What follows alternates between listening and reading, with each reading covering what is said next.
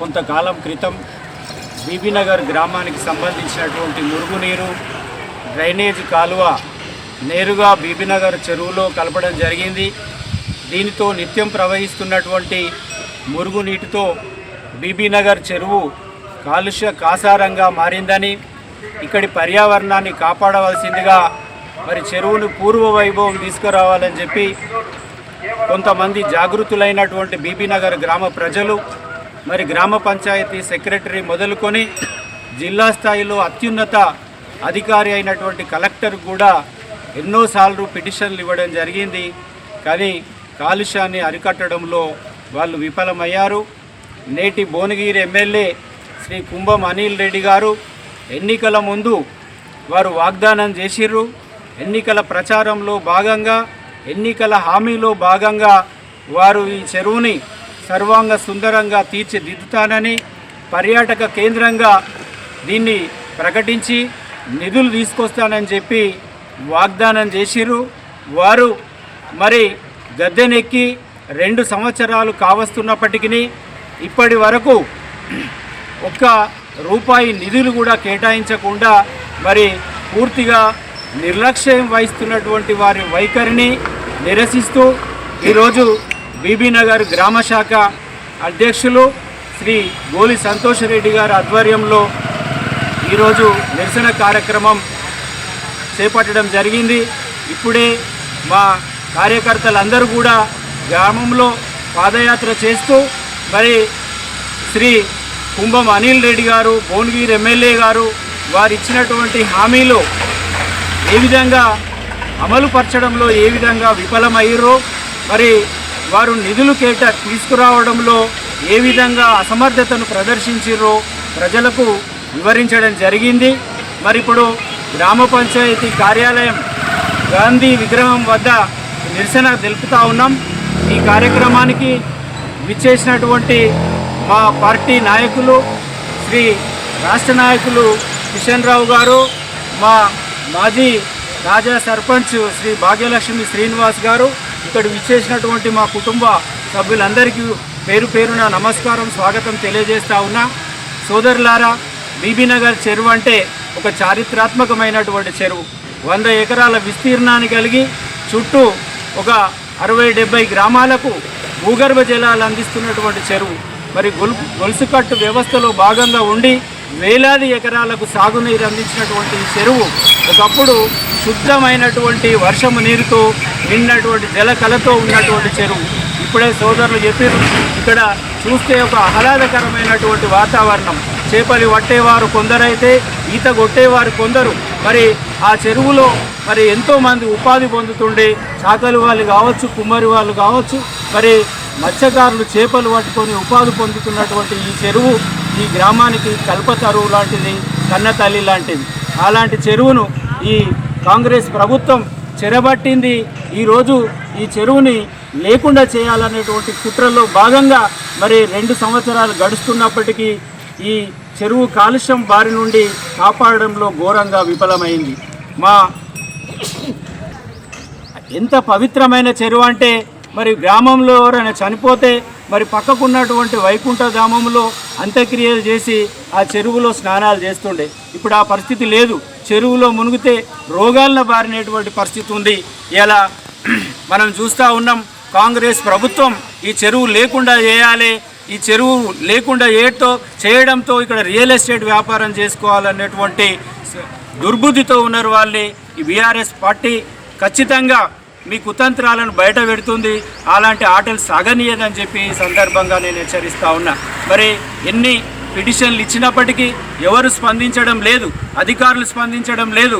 మరి ఎమ్మెల్యే గారు స్వయాన ఎన్నికల ముందు వచ్చిర్రు, ఎన్నికల తర్వాత కూడా 5 సార్లు వచ్చిర్రు ఎమ్మెల్యే గారు. ఒక్కడు రాలే, 2 రాలే, వందలాది మంది కార్యకర్తలను తీసుకొని వచ్చి అక్కడ ఫోటోలకు పోజులు ఇచ్చిర్రు. ఇదేమో బీబీనగర్ చెరువు అంటే కేవలం ఫోటో పాయింట్ అనుకుంటున్నట్టుగా వ్యవహరిస్తూ ఉన్నారు.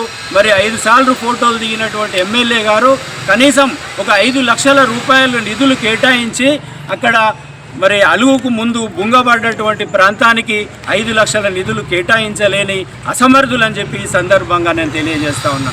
ఆ 5 లక్షల రూపాయలు కేటాయించలేదు. కాబట్టి ఒక 50,000 తోటి దాన్ని ఏదో ఇనుప స్తంభంలా సిమెంట్ స్తంభం లాగా ఆ బుంగకు పూర్తి చేసిరు. మరి అలాంటి సుందరీకరణ చేసిన గతంలో బీఆర్ఎస్ ప్రభుత్వ హయాంలో ఈ గ్రామంలో మొత్తం 1,000 కోట్ల రూపాయలతోటి అభివృద్ధి కార్యక్రమాలు చేసిరు. మరి ఆనాడు బీఆర్ఎస్ ప్రభుత్వంలో మాజీ శాసనసభ్యులు పైలశేఖర్ రెడ్డి గారి ఆధ్వర్యంలో ఈ గ్రామంలో పూర్తిగా సీసీ రోడ్లు, డ్రైనేజ్ రోడ్లు మనం వేసుకున్నాం. అంతేకాదు మరి ఈ చెరువులు సుందరీకరణ చేయడానికి, అదేవిధంగా పర్యాటక కేంద్రంగా తీర్చిదిద్దడానికి ఇప్పుడే మా సర్పంచ్ గారు చెప్తున్నారు 3 కోట్ల రూపాయల నిధులు శాంక్షన్ అయినాయి. ఆ 3 కోట్ల నిధులతోటి మరి సుందరీకరణ ప్రారంభం అవుతుంటే అప్పుడే ఎన్నికల కోడ్ వచ్చింది కాబట్టి ఆగిపోయింది. మరి ఆ ప్రభుత్వం కేటాయించినటువంటి ఆ హెచ్ఎండిఏ నిధులను మరి అలాగే కొనసాగించి అభివృద్ధి పనులు చేస్తే ఎక్కడ శేఖర్ రెడ్డి గారికి పేరు వస్తుందో, ఎక్కడ టీఆర్ఎస్ ప్రభుత్వానికి క్రెడిట్ దక్కుతుందో అని చెప్పి మరి ఇప్పటి ఎమ్మెల్యే కుంభం అనిల్ రెడ్డి గారు దాన్ని మరుగున పరిచారు. మరి వారైనా నిధులు తీసుకొచ్చిరా అంటే ఒక్క రూపాయి కూడా బీబీనగర్ గ్రామానికి, బీబీనగర్ మండలానికి ఒక్క రూపాయి కేటాయించి అభివృద్ధి పనులకు ఒక్కటి కూడా శంకుస్థాపనలు చేయలేదు. మరి అలాంటి పెద్ద మనిషి మరి కోట్ల రూపాయలు తీసుకొచ్చి ఎట్లా ఈ చెరువుని సుందరీకరణ చేస్తాడని ఈ సందర్భంగా ప్రశ్నిస్తూ ఉన్నాను. ఈ ప్రభుత్వానికి పర్యావరణ నిబంధనలు బేకారు చేస్తున్నారు. అంతేకాదు ఈ ప్రభుత్వం వాల్టా చట్టాన్ని తుంగలో దొక్కి మరి ఈ బీబీనగర్ చెరువు ఎవరైతే కాలుష్యానికి కారకులయ్యారో ఆ అధికారులపై మరి క్రిమినల్ చర్యలు తీసుకోవాలని చెప్పి కూడా మేము గతంలో బీఆర్ఎస్ పార్టీ తరఫున ఎంఆర్ఓ గారికి వినతి పత్రం ఇచ్చినాం. అయినప్పటికీ ఈ మొండి ప్రభుత్వం ఏ విధమైనటువంటి చర్యలు తీసుకుంటలేదు కాబట్టి ఈరోజు మరి బీఆర్ఎస్ పార్టీ బీబీనగర్ గ్రామ శాఖ తరఫున ఈ నిరసన కార్యక్రమం తెలియజేస్తూ ఉన్నాం. ఇవాళ బీబీనగర్ అంటే ఒక చిన్న గ్రామం కాదు. ఈ భువనగిరి నియోజకవర్గంలోనే రేపు కాబోయే ఒక పెద్ద హ్యాపెనింగ్ సిటీ అని సందర్భంగా నేను మనవి చేస్తూ ఉన్నా.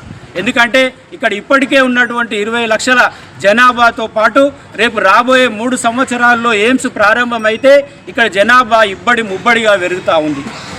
దాంతో ఇక్కడ మనం చూస్తున్నటువంటి ఎయిమ్స్ అభివృద్ధితో పాటు ఎయిమ్స్ యొక్క ఏవైతే మురుగునీరు బీబీనగర్లో డౌన్లో చెరువు ఉంది కాబట్టి ఆ ఎయిమ్స్ యొక్క మురుగునీరు బీబీనగర్ చెరువులో కలుస్తుంది.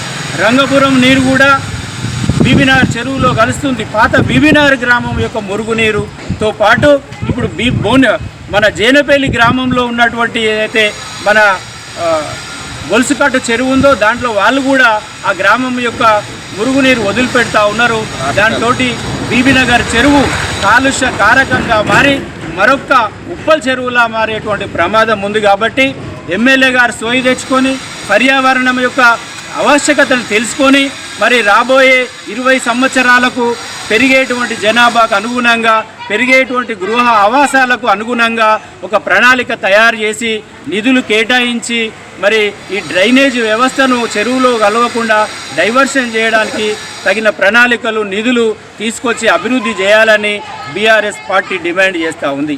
ఇవాళ మేము గ్రామం తరఫున బీఆర్ఎస్ పార్టీ తరఫున ఒక డిమాండ్ చేస్తున్నాం. తక్షణమే ఈ డ్రైనేజ్ నీళ్లు చెరువులో కలవకుండా డైవర్షన్ సంబంధించినటువంటి నిధులు విడుదల చేసే పనులు ప్రారంభించాలి. లేని పక్షంలో బీఆర్ఎస్ పార్టీ మీ తదుపరి పర్యటన ఏదైతే బీబీనగర్లో ఉంటుందో దాన్ని ఖచ్చితంగా అడ్డుకుంటామని తెలియజేస్తూ రాబోయే కాలంలో బీఆర్ఎస్ పార్టీ మీ యొక్క అసమర్థ పాలనని మీరు నిధులు లేకుండా ఏదైతే టైంపాస్ చేస్తున్నారో, మీరు ఒలిగొండకి ఏ విధంగా ఇంపార్టెన్స్ ఇచ్చి బీబీనగర్లో నిర్లక్ష్యం చేస్తున్నారో దానిపైన బీఆర్ఎస్ పార్టీ ఖచ్చితంగా పోరాటం చేస్తుందని హెచ్చరిస్తూ ముగిస్తా ఉన్నా. జై తెలంగాణ.